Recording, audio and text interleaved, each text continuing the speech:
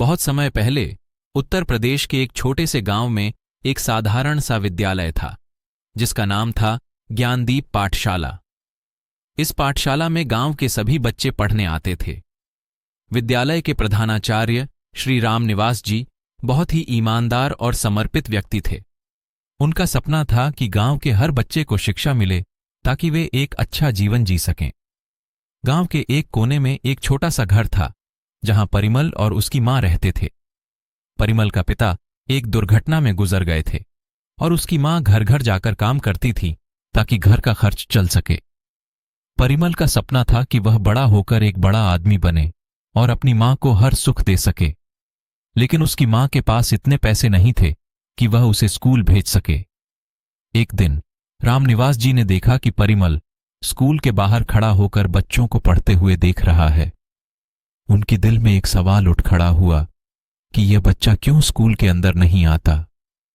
उन्होंने परिमल को बुलाया और उससे बात की। परिमल ने आंखों में आंसू भरकर सारी बात बताई।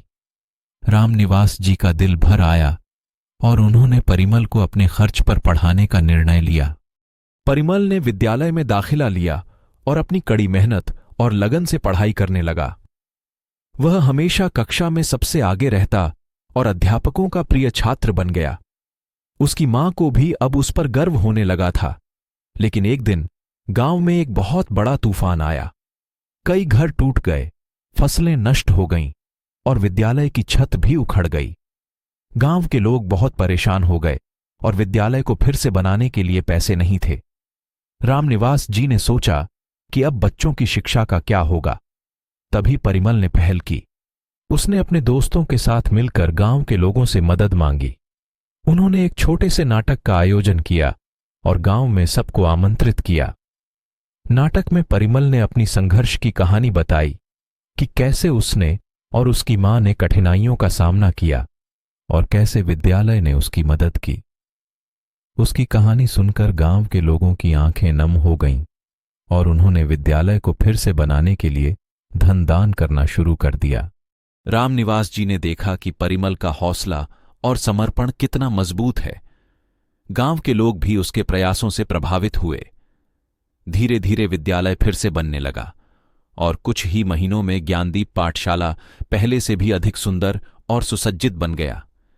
इस घटना ने गांव के सभी बच्चों और माता पिताओं को एक महत्वपूर्ण सीख दी, शिक्षा का महत्व और एकता की शक्ति।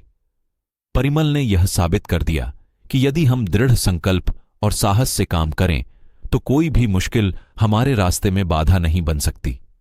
समय बीता और परिमल ने अपनी शिक्षा पूरी की। उसने आगे जाकर उच्च शिक्षा प्राप्त की और एक प्रसिद्ध डॉक्टर बन गया।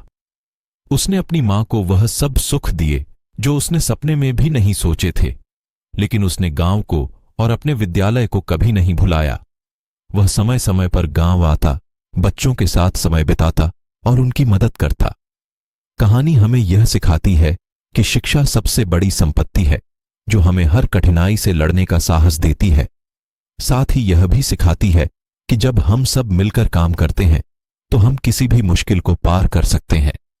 परिमल की कहानी हर बच्चे और बड़े को प्रेरणा देती है कि कभी हार मत मानो और अपने सपनों को साकार करने के लिए हमेशा प्रयासरत रहो।